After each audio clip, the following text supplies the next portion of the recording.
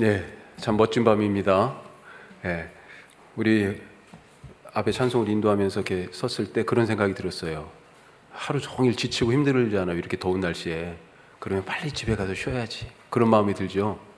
맞아. 우리 성도님들한테 그런 교회가 되어야 되겠다. 예, 그래도 가서 말씀 듣고 싶고 그러면서 힘을 더 내고 그렇게 하루를 마칠 수 있는 편안한 집 같은 교회. 그런 교회를 꿈꿉니다.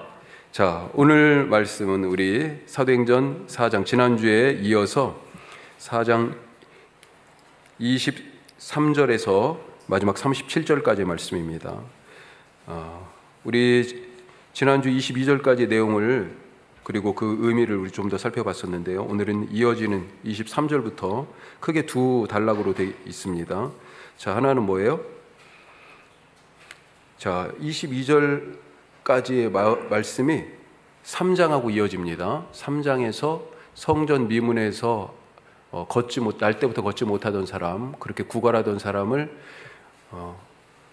도와달라고 동전 하나 달라고 구걸하고 있었는데, 이 사람에게 은과 금은 내게 없지만 나에게 있는 것, 곧 나사렛 예수 이름으로 일어나 걸으라. 이 베드로와 요한의 이 말과 더불어 그의 손을 잡으니까 어떻게 됐어요? 일어나서 걷고 뛰었죠. 성전에 들어가서 한 번도 못 들어가 본 성전을 들어갔어요. 예. 자, 이 일 때문에 사람들이 모여들었습니다. 그리고 베드로가 솔로몬의 행각, 성전 안에 솔로몬의 행각에서 젊은 랍비들이 주로 강론하던 장소였고, 예수님도 거기에서 아마 말씀을 증거했을 것으로 생각되는데, 그런데 거기에서 두 번째 설교를 하게 되죠. 두 번째 설교. 예. 자, 그러면서 이것 때문에 사람들이 모이고, 그러니까 성전 경비대가 출동하고 체포를 했습니다. 베드로와 요한을. 그 체포해서 사내들인 공회에 세워가지고 신문하는 내용이 4장 말씀이에요. 4장. 자, 그리고 나서 이제 이 베드로와 요한이 그 이후에 풀려난 상황입니다. 자, 풀려나서 어떻게 됐는지 두 단락으로 지금 되어 있습니다. 자, 그 내용을 우리가 살펴보려고 합니다. 31절까지는 그래서 23절에 31절까지는 풀려나서 공동체에 갔죠. 교회. 같이 함께 신앙생활하는 예루살렘 교회, 이 공동체에 갔는데, 이 공동체에 그래서 가서 무엇을 합니까? 한 마음으로 함께 기도합니다. 기도. 자, 이것이 신앙의 차원에서 함께 기도하고 한 부분이라고 그러면 32절부터 37절까지는 그 이후에 이 신앙이 어떻게 발현돼요? 한 마음의 공동 생활로 나타납니다. 자, 그래서 이미 2장에서 처음 교회의 모습, 유무상통의 경제 공동체, 그런 모습을 우리가 보았는데, 그 말씀이 좀 다른 버전으로 이 4장 끝에 다시 써 있어요. 자, 이런 큰 틀을 가지고 우리가 23절에 37절까지 쭉 읽고, 나머지 내용들도 너무 복잡한 거 아니니까요. 한꺼번에 찾아보도록 하겠습니다.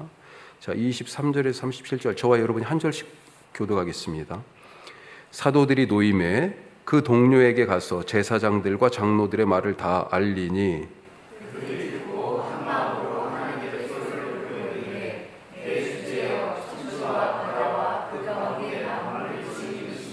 또 주의 종 우리 조상 다윗의 입을 통하여 성령으로 말씀하시기를 어찌하여 열방이 분노하며 족속들이 허사를 경영하는고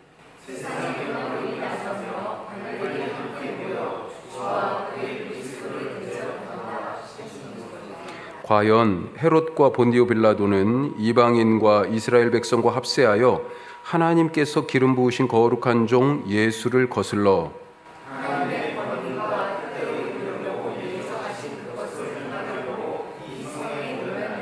주여 이제도 그들의 위협함을 굽어 보시옵고 또 종들로 하여금 담대히 하나님의 말씀을 전하게 하여 주시오며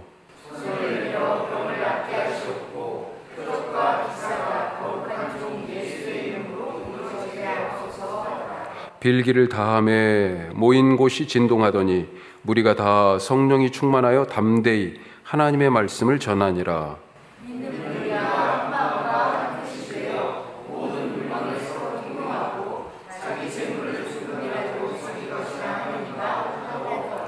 사도들이 큰 권능으로 주 예수의 부활을 증언하니 무리가 큰 은혜를 받아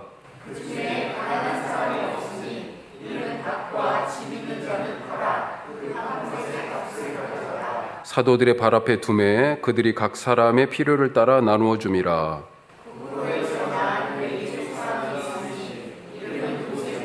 사도들이 일컬어 바나바라 번역하면 위로의 아들이라 하니 그가 밭이 있음에 팔아 그 값을 가지고 사도들의 발 앞에 두니라. 아멘. 아멘. 자, 말씀드린 것처럼 제자들은 보고 들은 것을 말했습니다. 어디에서요? 지금 잡혔어요. 예, 못 걷는 사람을 고쳐주고 그 일 때문에 모여든 사람들에게 성전에서 솔로몬 행각에서 설교하다가 그것 때문에 일종의 지금 소요죄로 지금 잡힌 겁니다. 그래가지고 산헤드린 공회에 지금 붙잡혀 왔어요. 예. 그런데 거기에서 그 산헤드린 공회에 예전에 예수님을 재판했던 사람들이잖아요. 대제사장과 70명의 사람들이 지금 쫙 서 있어요. 그것뿐만 아니라 다른 소위 말하는 뭐라고 할까요? 업저버들이 쫙 다 있는 거죠. 더 거기에서 지금 베드로와 요한 둘 딱 잡혀가지고 지금 한가운데 서 있습니다. 그런데도 불구하고 그 사람들 앞에서 당당합니다. 왜요? 자기들은 보고 들은 것을 말할 뿐이니까. 하지만 종교 지도자들은요, 그것을 보지 못해요. 듣지도 못했어요. 자, 종교 지도자들이 생각하기에 여기는 지금 어디예요? 베드로와 요한 지금 딱 잡아놨는데 여기는 우리의 홈그라운드예요. 산헤드린 공회예요. 공회 재판정이에요. 지금도 가장 높은 자리에 누가 앉아 있어요? 대제사장 가야바가 딱 앉아 있습니다. 그 한마디 한마디가 울려 퍼질 때마다 이 공간이 쩌렁쩌렁 그 울림이 와 그냥 오금이 저릴 것 같은 그런 분위기 있잖아요. 아무도 내 편이 없어. 외롭게 묶여서 거기에 베드로와 요한 딱 둘이 있는 거예요. 이 종교 지도자들이 생각할 때 여기는 산헤드린 공회예요. 베드로와 요한은 죄수입니다. 죄수.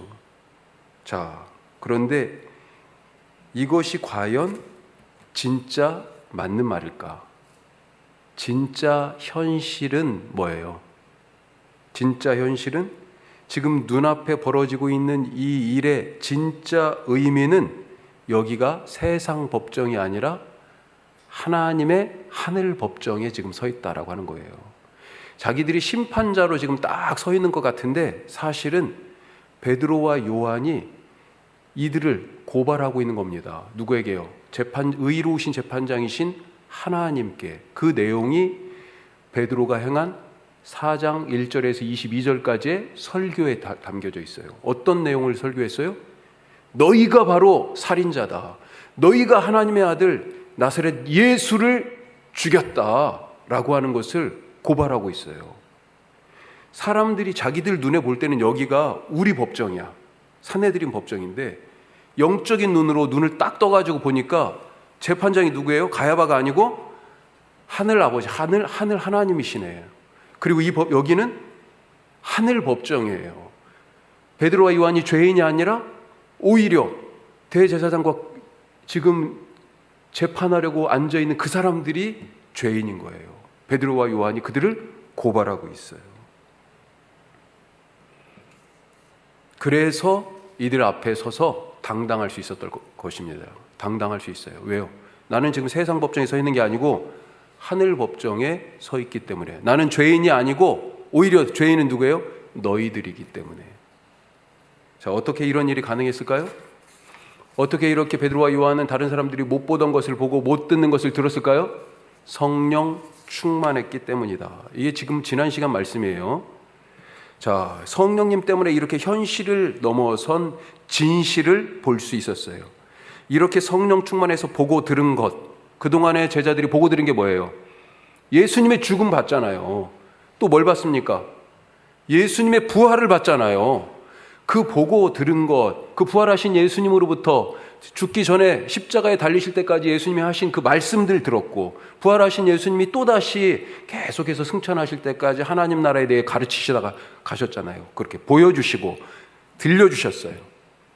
그 십자가와 죽음으로 요약되는 예수님에 대하여 보고 들은 그것을 증거한 겁니다. 그걸 말한 거예요. 그래서 절대 쫄리지 않았던 겁니다. 당당했어요.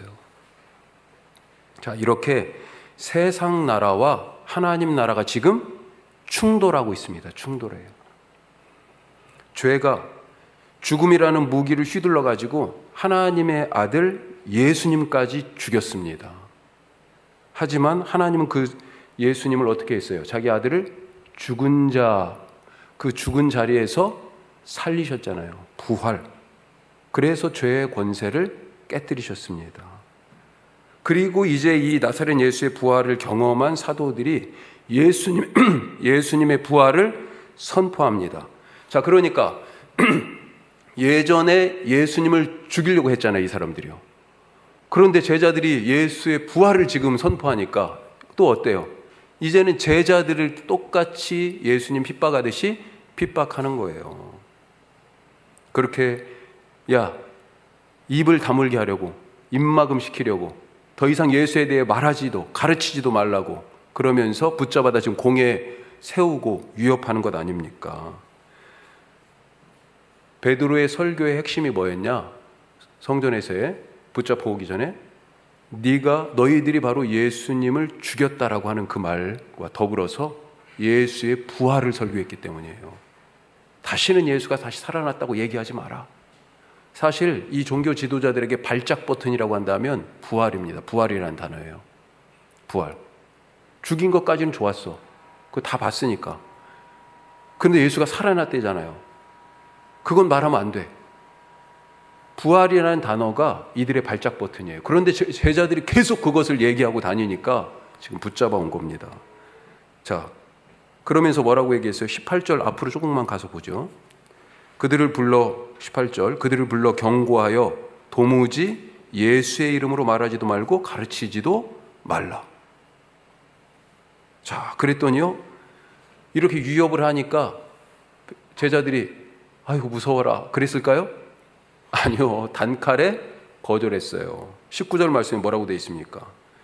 너희 말을 듣는 것과 하나님의 말씀 듣는 것 어느 것이 옳은가?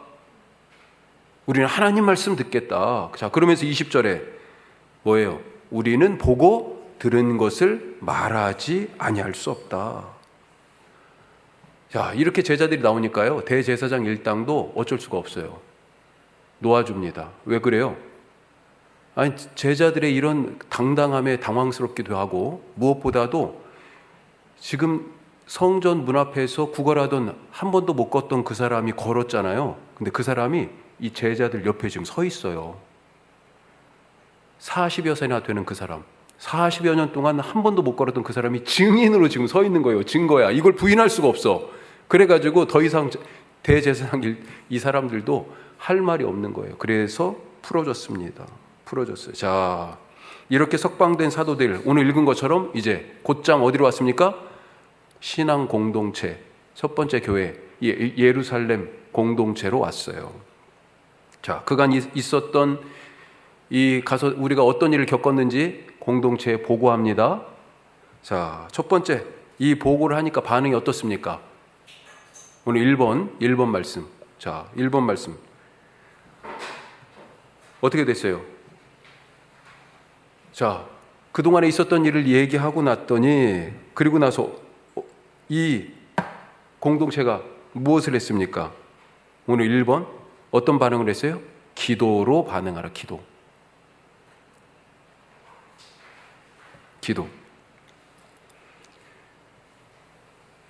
자, 23절에 다 말씀을 그동안의 사정을 알리니 24절 그들이 듣고 한 마음으로 하나님께 소리를 높여 이르되 하면서 이제 하는 얘기가 뭐예요? 기도예요, 기도. 기도가 지금 쭉 몇 절까지요? 30절까지 기도 내용이 쭉 나오죠. 예, 기도입니다. 신자들은 왜 기도했어요? 지금 세상 나라와 하나님 나라가 충돌하고 있잖아요. 싸우고 있는 것입니다. 이걸 뭐라고 얘기해요? 영적 싸움이라고 얘기하죠. 영적 싸움 중에 있어요. 어떻게 이 영적 싸움에서 이길 수 있을까요? 성도들이 가진 영적 싸움의 무기는 말씀과 기도입니다. 다른 거 없어요. 말씀과 기도예요. 우리 잘 알지만 에베소서 6장에 영적 전신갑주 얘기가 나오잖아요. 서서 진리의 띠를 띠고 의의 흉배에 붙이고 평안의 복음에 예비한 것으로 신을 신고 믿음의 방패, 구원의 투구, 그렇죠? 그 다음에 성령의 검, 곧 하나님의 말씀을 가지라, 그렇게 되어 있잖아요. 말씀이 무기예요. 말씀이. 또 한 가지, 어떻게 해야 시험을 이겨요? 시험에 빠지지 않도록 깨어 기도하라. 기도하라고 하셨어요. 기도하지 않고는 이길 수가 없습니다.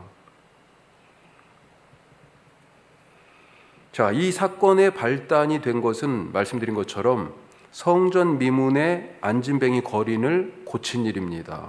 누가 고쳤어요? 누가 고쳤습니까? 베드로와 요한의 능력으로 이 사람이 일어난 것이 아니라 예수 이름으로 그가 고쳐졌습니다. 공회에 잡혔을 때 당당하게 베드로 요한이 말했는데, 사실 이 공회에 잡혔을 때 누가 말한 거예요? 겉으로 볼 때는 베드로와 요한이 말한 것처럼 보이지만 그들이 말한 게 아니라 성령께서 말씀하신 거예요. 예전에 예수님이 누가복음 12장 12절에 너희가 앞으로 이런 세상의 권세자들 앞에 붙잡혀서 딱 그런 재판정에 설 것인데 그때 무슨 말을 할지 걱정하고 염려하지 말라. 왜요? 성령께서 너희가 할 말을 다 가르치시리라 그랬어요. 준비해가지고 법정에 선 게 아니었습니다. 베드로와 요한이 자기도 깜짝 놀랐을 거예요. 우리가 어떻게 이런 얘기를 하고 있지?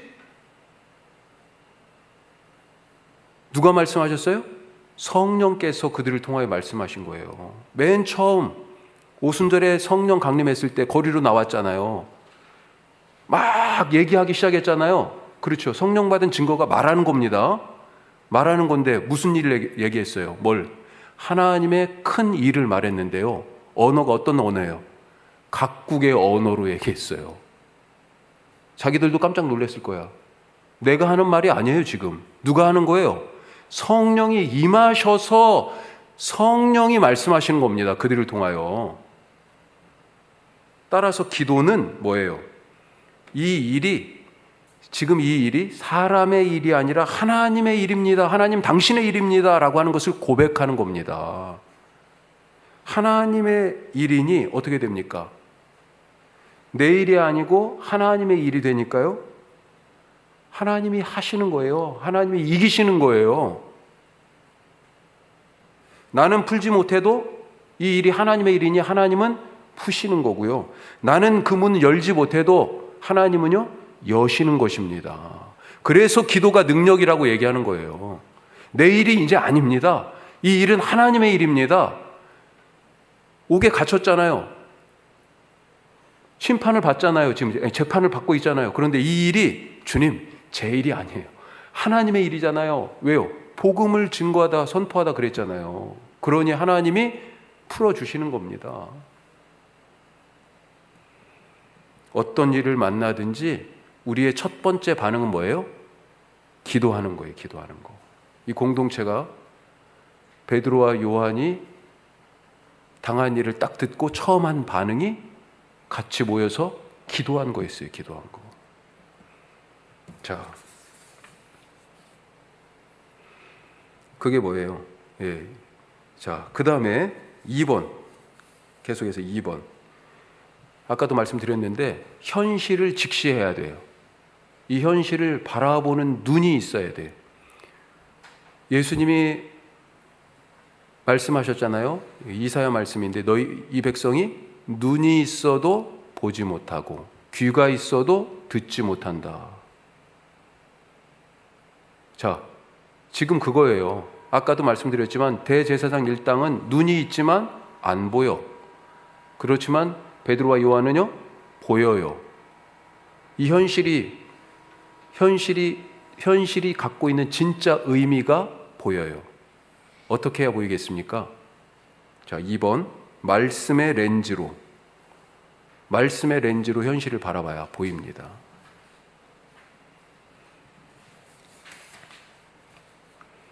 자, 24절부터 되는 기도의 내용은 두 가지예요. 두 가지. 먼저 성령님의 도우심을 받아 말씀의 렌즈로 현실을 바라보는 것입니다. 성령님의 도움을 받아 말씀의 렌즈로 현실을 바라보는 것. 자, 그게 24절에서 28절까지 말씀이에요. 자, 위쪽에 그래서 거기 밑줄을 채워 넣으시면 성령께서 말씀으로 현실을 바라보게 하심. 성령께서. 우리가 말씀을 본다고 말씀이 다 깨달아지는 게 아닙니다. 그렇죠. 성령님이, 예수님이 말씀하셨잖아요. 성령님이 오시면 내가 너희들에게 한 말을 그것이 무슨 의미인지 깨닫게 하실 거고 잊어먹은 것 기억나게 하실 거야. 그랬습니다. 성령님 때문에 우리가 말씀이 어떤 의미인지 알게 돼요. 자, 바로 그 얘기입니다.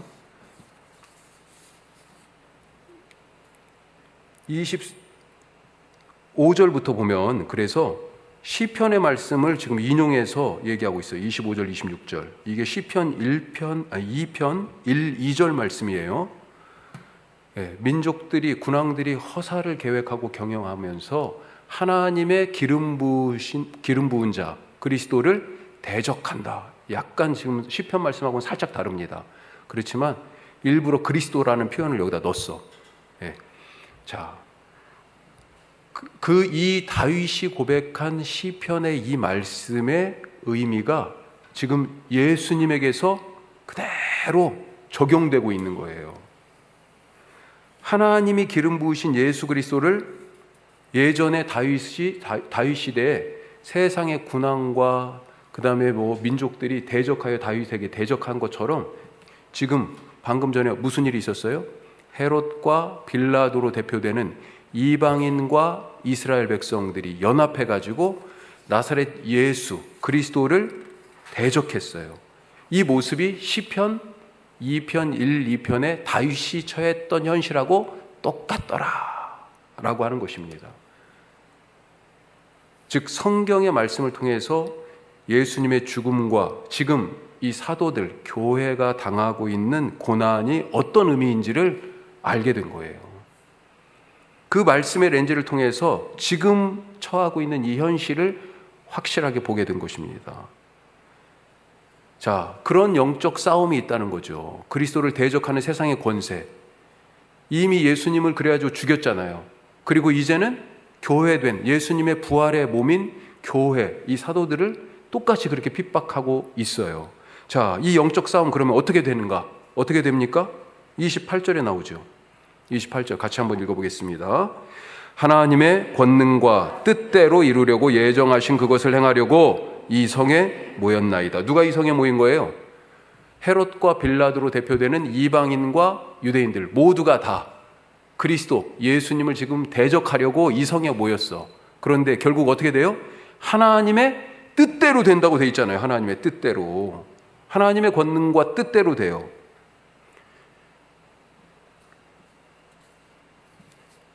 먼저 우리가 예수님에게서 알 수 있잖아요. 예수님을 자기들 힘으로 죽였습니다. 십자가에. 그런데 어떻게 됐어요? 하나님이 다시 살리셨어요. 자기들은 예수님을 죽이면서 성공했다, 우리는 이루었다 그랬을 겁니다. 사탄 마귀도 얼마나 좋아했을까요? 하나님의 아들을 죽였으니까 이제 세상에 구원 없어. 세상은 우리 거야 그랬을 거예요. 그런데 어땠습니까?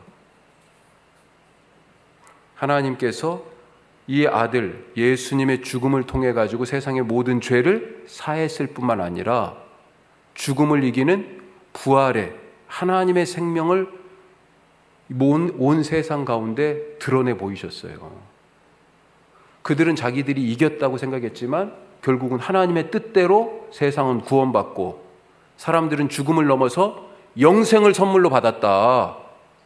그런 길이 열린 거예요. 결국은 하나님의 뜻대로 된다라고 하는 것입니다. 자, 이렇게 결국 하나님께서 주시는 그 승리를 나의 것으로 갖기 위하여 성도들은 어떻게 해야 된다고요?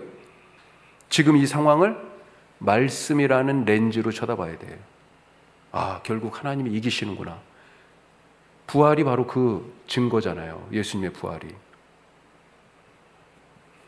말씀과 기도로 이 영적 싸움에서 이기실 수 있기를, 제자들처럼 이기실 수 있기를 바라고 축복합니다. 자, 기도의 첫 번째 부분은 그렇고, 기도의 두 번째 부분은 그러면 어떨까요? 기도의 두 번째 부분. 기도의 두 번째 부분은 29절에 31절 말씀입니다. 자, 그 위에 우리 내용을 먼저 한번 보면 29절 한번 볼까요? 우선 29절을 한번 다시 한번 읽겠습니다. 주여 이제도 그들의 위협함을 굽어보시옵고 또 종들로 하여금 담대히 하나님의 말씀을 전하게 하여 주시오며, 계속해서요, 손을 내밀어 병을 낫게 하시옵고 표적과 기사가 거룩한 종 예수의 이름으로 이루어지게 하옵소서 하더라. 뭐뭐해 주옵소서, 뭐뭐해 주옵소서, 지금 이렇게 얘기하고 있죠. 그렇죠? 그래서 청원기도 이렇게 타이틀을 붙여봤습니다. 그 위에는 뭐예요? 지금 상황이 이렇습니다 라고 하는 의미에서 상황을 보고하는 그냥 기도, 그런 기도고요. 그래서 성령의 도우심으로 말씀을 통하여, 말씀이라는 렌즈로 지금 상황이 이렇습니다 라고 하나님께 보면서 보고하는 거고, 29절부터는 그런 상황이기 때문에 하나님 이렇게 해주세요 라고 지금 요청하는 청원 기도예요. 자, 크게 세 가지로 청원의 내용이 있죠. 뭐예요? 이 위협함을 굽어보십시오. 우리가 지금 이런 상황 가운데 있습니다. 자, 두 번째는 그러면서 뭘 얘기해요? 담대히 말씀을 전하게 해 주십시오. 자, 세 번째는요, 30절. 뭘 내밀어요? 손을 내밀어 병을 낫게 하시옵고. 이 손, 누구의 손입니까? 우리 개혁성경은 번역이 손만 나왔어. 30절에 보면 그냥 손이라고만 나왔죠. 누구 손일까요? 야, 대충 찍으시는 거야? 영어 성경은 그 번역이 누구 건지 정확하게 나와 있습니다. 당신의 손이에요. 당신의 손. 바로 주님의 손이에요. 주님의 손. 당신의 손으로, 바로 예수 이름으로, 예수님의 손으로 치유해달라는 거잖아요. 그렇죠? 예. 자, 이 내용을 가지고 우리가 다시 3번 말씀을 한번 찾아봅시다. 자, 이 청원 기도 무엇을 간청했는가? 세 가지 지금 우리가 살펴봤습니다. 29절, 30절에서 세 가지 청원의 내용. 자, 그런데 특별히 29절 말씀 보니까요, 뭘 간구했어요? 위협함을 굽어보시옵고, 이렇게 얘기했어요. 지금 자기들이 당하고 있는 이 박해와 위급한 상황에 대해서 그런 상황에 처해 있는데, 그것에 대해서 주님, 우리를 여기로부터 하루빨리 구해 주십시오. 다시는 이런 어려운 일 안 당하게 해 주십시오. 막아 주십시오. 지켜 주십시오. 이렇게 기도했어요? 이런 기도 아니네요. 참 대단해요. 이들이 처한 상황이 지금 얼마나 두렵고 절박합니까? 상대방은 힘을 가진 사람들이에요. 현실 권력을 갖고 있어요. 마음만 먹으면 언제든지 다시 사도들을 불러서 체포할 수 있습니다. 이 뒤에도 체포 당했어요. 사람 죽이는 것 두렵지 않아요. 2달 전에만 해도 예수님을 죽였습니다. 앞으로 또 누구 죽일 거예요? 스데반 집사님도 죽일 거고, 또 누구 죽일 거예요? 사도 야고보도 죽일 겁니다. 사도행전에 지금 기록된 순교하신 분들이에요. 자, 이런 상황에서 주님, 우리를 건져 주시옵소서, 이 위협을 제거해 주시옵소서, 당한 만큼 갚아 주시옵소서, 그렇게 기도하지 않았습니다. 오히려 뭐라고 기도했어요? 우리의 이 위협함, 그들이 우리를 위협하는 것을 살펴주십시오, 이렇게 기도했어요. 그냥 상황 자체를 하나님 봐주세요, 상황이 이래요 라고 보고한 거예요. 대신 이들이 간구한 건 뭐예요? 진짜로 간구한 것은 담대히 하나님의 말씀을 전하게 해 주십시오. 내가 먼저가 아니라는 겁니다. 하나님이 먼저예요. 내 상황이 먼저가 아니라요, 복음의 사명, 복음의 전파가 먼저다. 내가 갇히고 자유롭고가 문제가 아니라, 내가 살든지 죽든지 이게 문제가 아니라, 주님의 복음의 그 말씀이, 예수 그리스도의 그 부활하심이 한 사람이라도 더 그 부활의 복음이 증거되는 것, 이게 더 중요하다 지금 얘기하고 있습니다.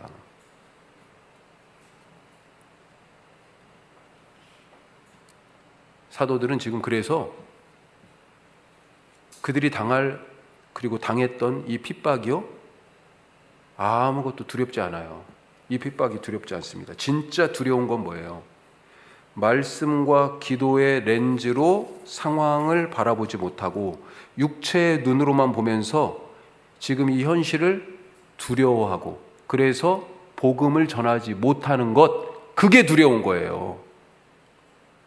몸이 피곤하고 몸이 고통받고 활동이 제약되고 생명의 위협을 받고 이게 두려운 게 아니고 영의 눈이 감겨져 가지고 지금 이 상황이 하나님이 통제하시는 상황인 것을 알지 못하고 상황을 바라보면서 두려워하면서 말씀을 전하지 못할 것, 그게 걱정인 거예요. 그게. 우리는 무엇이 걱정입니까? 우리는 지금 내가 처해 있는 상황을 어떤 눈으로 보고 있습니까? 그렇게 급박한데도 제자들은, 이 사도들은 거기에서 나를 건져 주십시오 이렇게 기도하지 않았어요. 그런데 우리는 뭐가 지금 주요한 기도 제목이에요? 사도들의 주요한 기도 제목은 이 상황 상관없습니다. 우리가 핍박받는 거 괜찮습니다. 담대히 복음 증거하게 해 주십시오. 그게 기도 제목이었어요. 대단하죠? 자, 네 번째로 어떻게 살아요? 믿는 대로 산다. 믿는 대로. 믿는 대로 살아요. 자, 한 마음이 되어서 이렇게 기도한 사람들은 이제 어떻게 살아요? 한 마음 한 뜻이 되어 그 신앙으로 함께 살아요. 함께 살아. 신앙이 하나 되니까 생활이 하나 됩니다. 이 신앙 공동체에 대해서 34절 보니까 아주 특징적인 표현이 있어요. 뭐라고 돼 있습니까? 그 중에 34절, 그 중에 가난한 사람이 없으니, 이렇게 돼 있습니다. 가난한 사람이. 이유가 무엇입니까? 그 이유가 33절에 나와 있어요. 33절, 34절이 연결돼 있잖아요. 자, 33절에 뭐라고 돼 있어요? 사도들이 큰 권능으로 주 예수의 부활을 증언하니 무리가 큰 은혜를 받아 그 중에 가난한 사람이 없으니. 무슨 말입니까? 부활의 말씀을 통하여서 은혜를 받고 나니까 생활이 달라졌다. 이렇게 되어 있는 것입니다. 부활의 예수님을 믿었더니 어떻게 됐어요? 나는 그걸 믿어. 그 정도로 그친 게 아니고요. 생활이 바뀌어졌어요. 생활이. 우리가 늘 하는 얘기지만 신앙과 삶은 동전의 양면이잖아요. 한쪽이 부활의 신앙을 가졌으면요, 뒷면은 어때요? 부활의 신앙이 삶에서 나타나는 모습이 나와야 되는데 그게 뭐예요? 부활을 증언하는 삶의 의미는 가난한 사람이 없는 거라고 지금 가르쳐 주네요.